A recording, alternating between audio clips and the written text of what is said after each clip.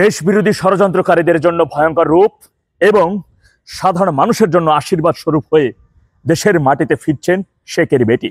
সাম্প্রতিক সময় দেখেছেন যে বিশ্ব শক্তিশালী পশ্চিমা মিডিয়াগুলোতে শেখের বেটির পরপর 3টে মিডিয়াতে সাক্ষাৎকার প্রকাশ এবং দীর্ঘদিন যাবৎ এক প্রকার গৃহবন্দী থাকা মহামান্য রাষ্ট্রপতি সাম্প্রতিক সময় তার নিজ জেলা পাবনাতে সরকারি সফর বা নিজের ছুটি 4 দিনের যাওয়া।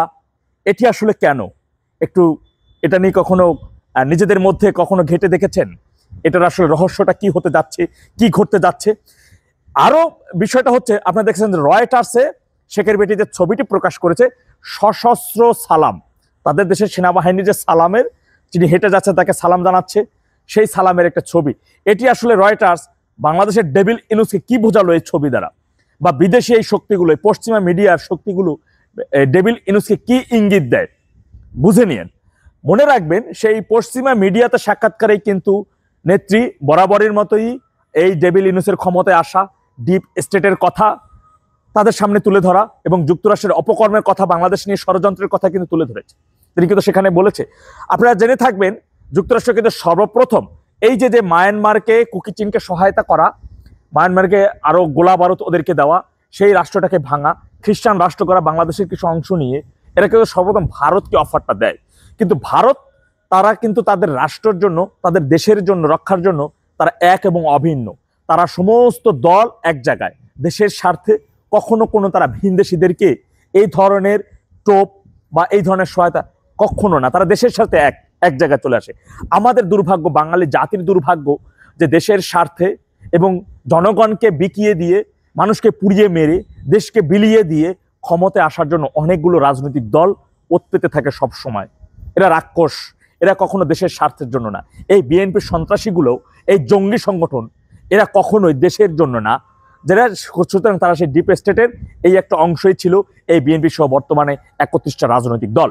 তথাপি আমি বলবো, এই যে মহামান্য রাষ্ট্রপতি হঠাৎ পাবনা সফরে কেন যাচ্ছেন, কিসের ইঙ্গিত এটি বহন করে? তিনি তো এক প্রকার গৃহবন্দী ছিলেন, তার অনেক সুযোগ সুবিধা সরকার বন্ধ করে দিয়েছে। সে কি বলছেন না বলছেন, তার নামে বিভিন্ন নিউজ চালিয়ে দেওয়া হচ্ছে।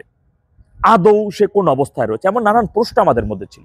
সাম্প্রতিক সময়ে তিনি যে পাবনা সফর, এটি আসলে কি বিদেশিদের চাপে হলো? তাহলে কোন দেশ? রাশিয়া? কেন? এমন অনেক প্রশ্ন আসতে পারে। হ্যাঁ, এমন প্রশ্ন, কিন্তু মাথার ভিতরে খাটাবেন, অনেক কথা বলা যাবে না।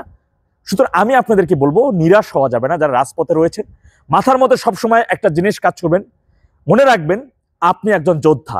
আপনি দেশের স্বাধীনতা, সার্বভৌমত্ব রক্ষার জন্য, আপনি মানচিত্রকে রক্ষার জন্য, আপনি 3200 পুলিশ হত্যার বিচারের জন্য, আপনি যারা এতগুলো শিক্ষার্থীকে 7.62 স্নাইপারের মাধ্যমে হত্যা করেছে, তাদের হত্যার, যেই হত্যাকারীদের শনাক্ত করার জন্য, এবং যারা দেশটাকে একটি জাহান্নামে পরিণত করেছে, সেইখান থেকে মুক্তির জন্য আপনি লড়াই করছেন। আপনি কেন ভয় পাবেন? আপনি কেন ভীতস্ত হবেন?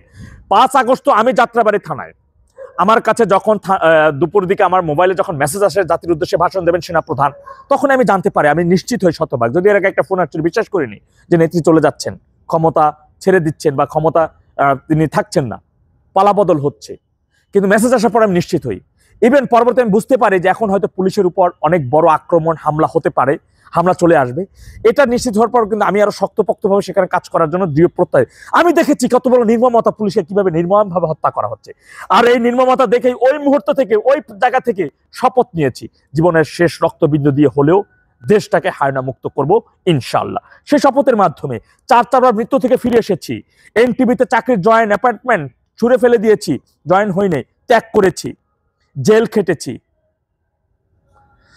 নিজের বাসস্থান ছেড়েছি, ঘর ছেড়েছি। আর কত জুলুম হবে? তারপর তো হাল ছেড়ে দেই নেই। আপনারা কেন ছেড়ে দিবেন? আপনি কেন চিন্তা করছেন? যুদ্ধক্ষেত্রে মনে রাখবেন, আপনার মনোবল ভাঙার জন্য অনেকে অনেক কথা বলবে, আপনার কাছের মানুষ অনেক ধরনের কথা বলবে। এই কথা কর্ণপাত করা যাবে না। একটা কথাই মাথায় রাখবেন, আপনি তো নিজের ক্ষমতার জন্য, নিজের অনেক টাকা পয়সা কামাবেন, সেই কারণে তো আপনি লড়াই সংগ্রামটা করছেন না রে ভাই। আপনি দখলবাজদের হাত থেকে আপনার মানচিত্র, সার্বভৌমত্ব রক্ষার জন্য কাজ করছেন। আমাকে ঘরে নেওয়ার জন্য, একটা ভাই যে ঘর ছাড়া, তাকে তার ঘরে নেওয়ার জন্য আপনি কাজ করছেন। আপনি সংগ্রামী মানুষ, আপনি যোদ্ধা। সুতরাং আপনার ভিতরে সবসময় মনোবল দৃঢ় রাখুন। খুব শীঘ্রই আমরা একসাথে একটি বিজয়ের মিছিল করব ইনশাআল্লাহ।